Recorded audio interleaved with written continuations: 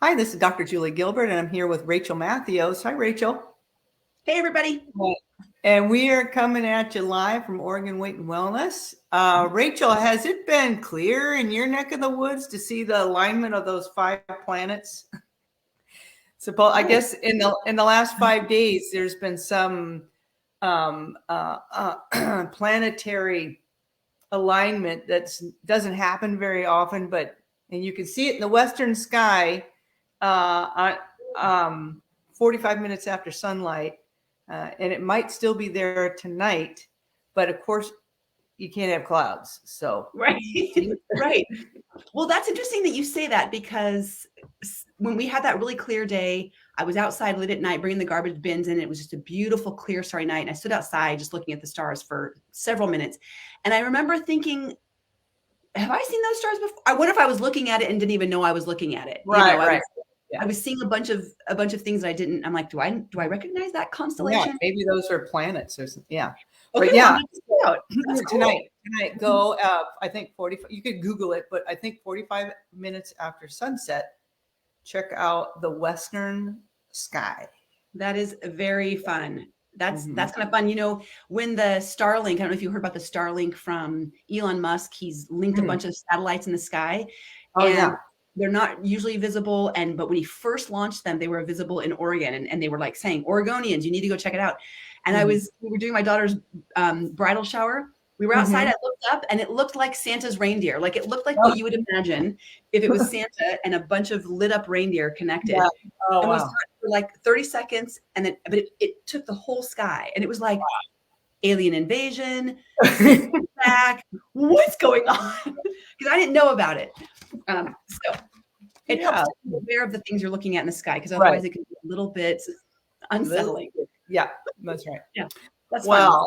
All right. So here we are, and we are starting a new book, Rachel. Yeah. Eat, Move, Sleep. Yes, it's a little bit more of the same. Yes, but that's what we do. We talk about healthy lifestyle, healthy living. Yeah. And so I want to tell you a little bit about the author. I think is Tom Rath, I think is the way you pronounce that. But when he was young, he was diagnosed with a very rare tumor in his brain. And I think it took the eyesight in one of his eyes. And rather than being defeated by that and, kind of succumbing to the mindset, I have cancer, he decided, okay, I'm not going to let that rule my life. What can I do to prevent recurrence, to, be an overcomer, basically? And so, he was at the young age of 16, and it doesn't say exactly when he dove in, but I think at a pretty young age, he dove in and to the research, and that's what he does. He's a researcher, and he's really, I think, helps businesses thrive. But because he's written other books, Strengths Finder and Strength-Based Leadership. So he's really into helping businesses be healthy, functional, and operate as a team. But anyway, so for himself, he dove in and learned and looked at the research on nutrition and movement and sleep, because he was determined to have his best health. And so that cancer was not who he was. Yeah. I love something you said there right in the beginning as you were introducing him, just like struck me as the key takeaway from what he's done is he did not succumb, and he immediately started to research what he could do. He took responsibility. He did not say, oh, I have this rare disease or this genetic thing or whatever, so that's who I am and that's what I am, and I guess I'm going to die of this. He took responsibility on himself and said, what can I do to reverse it, improve it, reduce symptoms, slow the progress, make my quality of life as good as possible? And so he was empowered. He knew that he could. He knew that there were things in life that he could do and change to make it better. And that's what we're talking about, right? Is taking that power back, not giving it away to your disease or to your illness or to your lack of energy, taking it back and saying, okay, what can I do? I'm not stuck like this. I don't have to be like this. That's right. And that's not to say, Rachel, that we're pretending disease doesn't exist. We're not sweeping things under the rug. We're not invalidating these hard feelings of sadness, grief. Sometimes we have to grieve, around illness, injury. And I'm sure he did. I'm sure he did. Exactly. Yeah. So that's for real, and that is and worthwhile. Actually, probably necessary. Part of the journey and to come to a place of embracing and moving forward. Coming to that place of open-handed acceptance, acknowledgement, acceptance. And that's a really good point. And allow the grief, allow the frustration, the sorrow from it.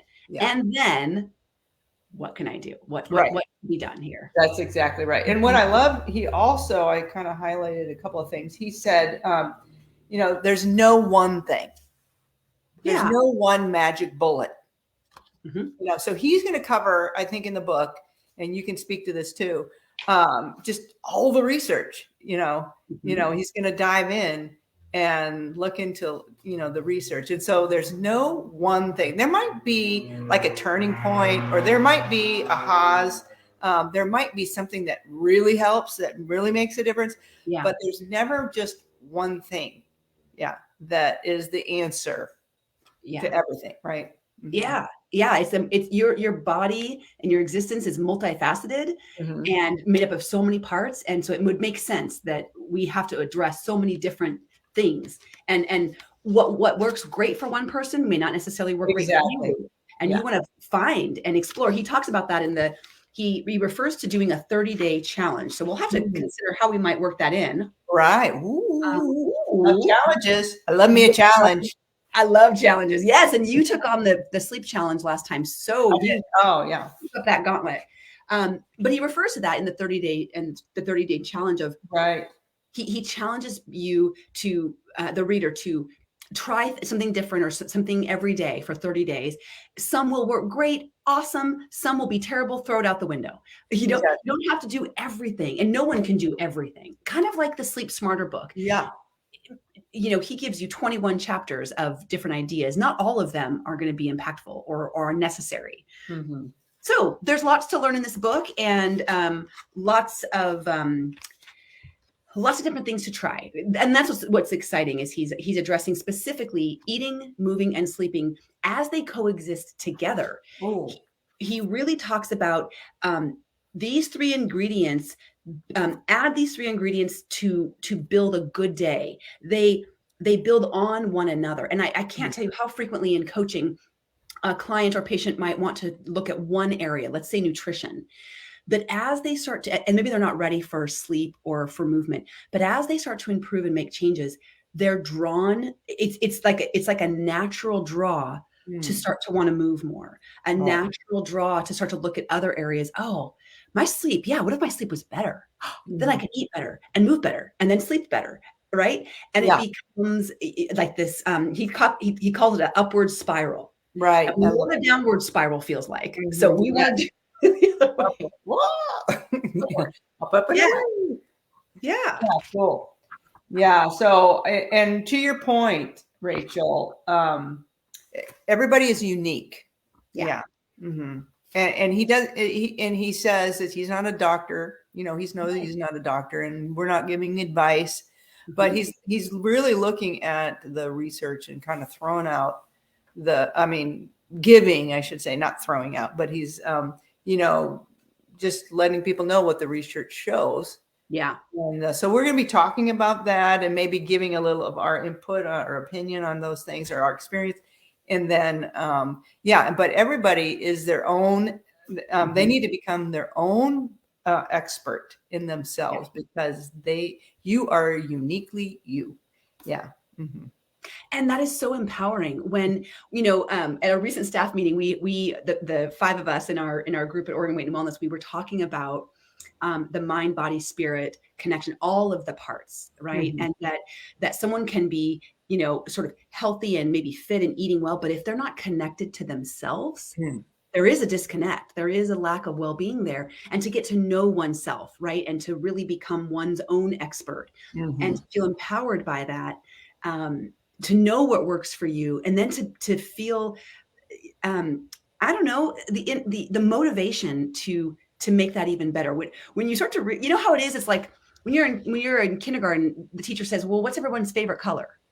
Why? Because it's empowering to know what my favorite color, right? It's a personal thing, and and we want to be heard and seen by others, you know, and we want to find the people who share the same favorite color. And it's like that with health. You're going to find your own favorite color, and then you can really press into it because it works for you. Right. That's cool. Yeah. And so, so an encouragement then is to stay open-minded, because sometimes we think we have things dialed in, you know, figured out, or this is, you know, I will never be able to do X, Y, Z, you know, but if we stay open, you know, to, and learning from, you know, different people who kind of dug deep and looked deeper, then, then we can consider it. Maybe that could work for me. Maybe maybe I could do this thing, you know, that sort of thing. So, yeah. And if something you've tried in the past didn't work and you kind of closed the door on that, what if you reopened it at this stage of life? Right. What if it's different for you now? Yeah, that was then. This is now. We're in a different time, different space, different place. Yeah. Yeah. Very good. Yeah. Cool. All right. So I'm excited to dig into the book. So that's a little introduction, and we're going to jump right in next time. And I think what I really appreciate is, I think he gives you, like you said, just little bits of nutrition each time, sleep each time, and movement each time. So we've talked a lot about nutrition. We can always talk about nutrition and sleep, and that'll be a nice review about sleep. And then we haven't really talked about movement. So I'm excited to learn, what he says about movement. So I am too. All right. Okay, Rachel, I'm excited to get started on this next time. And that's been a great introduction. Tell us what's for dinner. Okay. I only have part one of dinner planned out. I don't know what's going to accompany this, but I'm going to make the Piersma family Waldorf salad. But it's a healthy version. It's a healthy update, an updated version of this. And it's got cabbage and soy yogurt and a couple different nuts. And it's got onions and, oh gosh, I can't even remember. It's a cold, yummy little salad. So I know for sure I want to make that. I've been wanting to make it for a little while. And I'm playing with this recipe. I'm taking it from the family. And so I get to honor my family, the Piersma family Waldorf salad. But now I get to put my twist on it, my healthy upgrade. So honor the food, honor the celebration of tradition. But now I'm going to make it better because it was really unhealthy before. Oh, cool. Well, that sounds exciting. Great. Yes. So I am going to make, so I have to give a little backstory. I recently was reacquainted with a friend, you know, and we became friends, 1998, I think. And then, you know, she lived somewhere else with her family's here. She'd come and whenever she came, then she'd say, "Hey, Julie." But anyway, in the recent COVID years, we've kind of fallen out of connection. But she's back in town for a time, and we got reacquainted. And she's like, "Julie, remember that Moroccan Mediterranean or Moroccan stew that you used to make?" And I'm like, making it tonight. So I dug through my recipes, and it's a Moroccan stew, and it has eggplant. You're gonna love this. You're gonna want the recipe, and you're gonna want to try. I do already. So it's got you saute eggplant and onion and tomato and garlic, and then there's zucchini and chickpeas and in a vegetable stock, and then cilantro and cumin and cinnamon and a lot of those Mediterranean spices. And and that's served over. I'll do. They call for couscous. I'm going to do it over cauliflower rice. Ooh, nice swap there. Yeah, nice. Speaking of swaps, right? Healthy upgrade. So, And anyway, I'm going to make it, and then she doesn't know it, but I'm going to take it to her. So.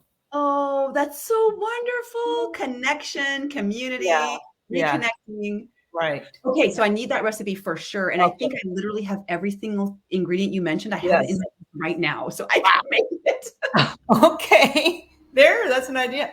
And I have to tell you, it's usually better the second day because those spices come in the mail. But anyway, delicious. It'll be delicious tonight too. Yeah. So so I can send that to you. And then I am going to make Melissa's date coconut. Yes. They're they're like they're a healthy upgrade to the Girl Scout cookie Samoas. So if you know what Samoa is, this is a healthy, and she gave them to us at our staff meeting dinner, and they were so good. We were all like drooling. We really were. It was so good. So you're going to make those tonight too. I'm going to make those tonight. Mm-hmm. Yeah. Mm-hmm. So I'm excited. So I better get going because I got to do. Yeah. Stuff to do. I got stuff to do. All right. Well, good talking with you, Rachel. And, you too. Stay healthy. Check out the Tonight Sky. Check out the Tonight Sky and see us next week for chapter 1 of this book. Thank you. All right. Bye-bye. All right. Thanks. Bye.